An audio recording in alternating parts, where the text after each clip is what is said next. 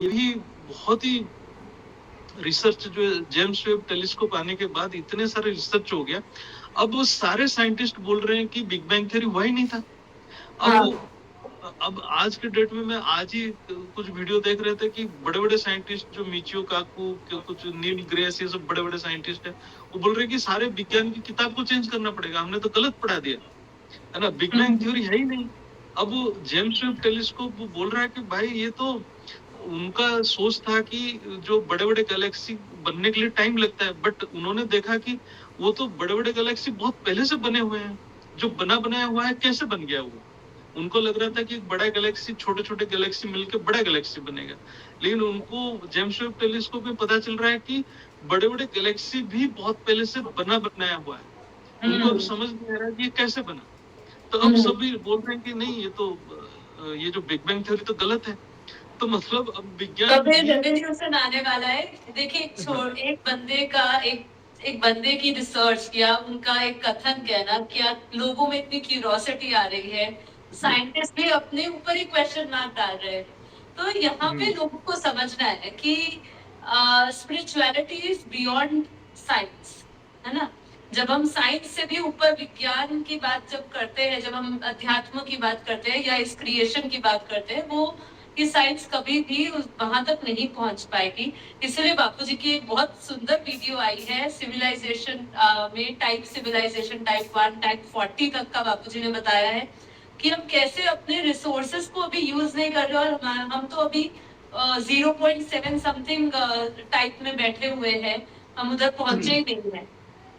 आज ही मैंने एक ये जो मतलब जो सिविलाइजेशन जो है, जो कॉन्सेप्ट जो वो वीडियो था, आज ही मैं देख रहा था। जो हमारे किसी ने पूछा उसको, जो वैदिक साइंस के ऊपर किसी ने क्वेश्चन कर रहा था कि जो पहले के टाइम था, जो त्रेता युग था या जो सतयुग था, जो भी हमारे प्रीवियस लाइफ था, प्रीवियस टाइम था, जिस टाइम में पूरा वैदिक साइंस ही चल रहा था, तब कोई धर्म नहीं था, सिर्फ आदि सनातन धर्म था।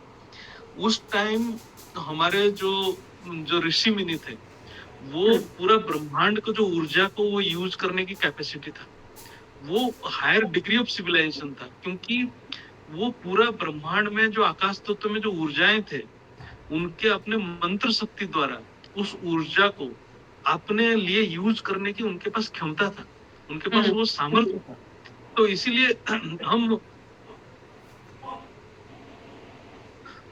लोअर ग्रेड ऑफ सिविलाइजेशन है। हम सोच रहे हैं कि हमारे पास ये है वो है, लेकिन पहले उनके पास जो सूक्ष्म शक्तियां बहुत था और वो ब्रह्मांड की किसी भी ऊर्जा को कहीं भी यूज कर सकते थे, वो किसी भी डायमेंशन में ट्रैवल कर सकते थे। बल्कि मैं तो ये कह सकती हूँ वो हमसे ज्यादा विकसित थे। अभी लोगों को लगता है कि हम एडवांस्ड है, पर वो हमसे ज्यादा एडवांस थे उस समय। वो ज्यादा हाँ, उनके अंदर संकल्पों से उड़ने की, एक जगह से दूसरी जगह पे जाने की शक्ति थी उनमें।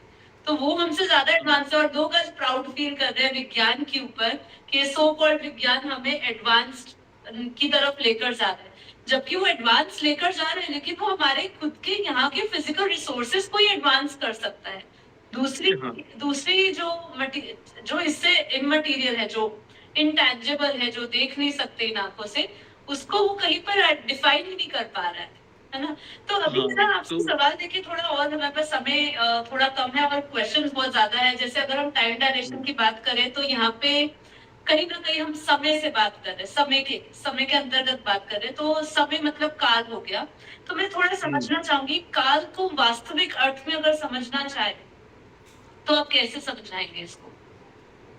देखिए, समय जो काल तो बापूजी ने बहुत अच्छा एक्सप्लेन किए हैं, उसका तो कोई मतलब अल्टरनेटिव नहीं है। काल मतलब समय, गति, पावर। काल समय को हम समझे तो समय आत्मा की पावर है, परमात्मा की पावर है। समय जैसे सर्जन शुरू होता है, सर्जन एक संकल्प से शुरू होता है, उस संकल्प में इतना शक्ति रहता है, समय वहीं से स्टार्ट होता है। और विसर्जन तभी होता है जब समय खत्म होता है, ब्लैक होल में समय खत्म हो जाता है। तो जब परमात्मा की ऊर्जा खत्म हो जाता है तो समय भी खत्म हो जाता है। तो समय को हम देखें तो समय को हम एक ही वर्ड में बोले तो आत्मा की पावर, परमात्मा की पावर ही समय है। और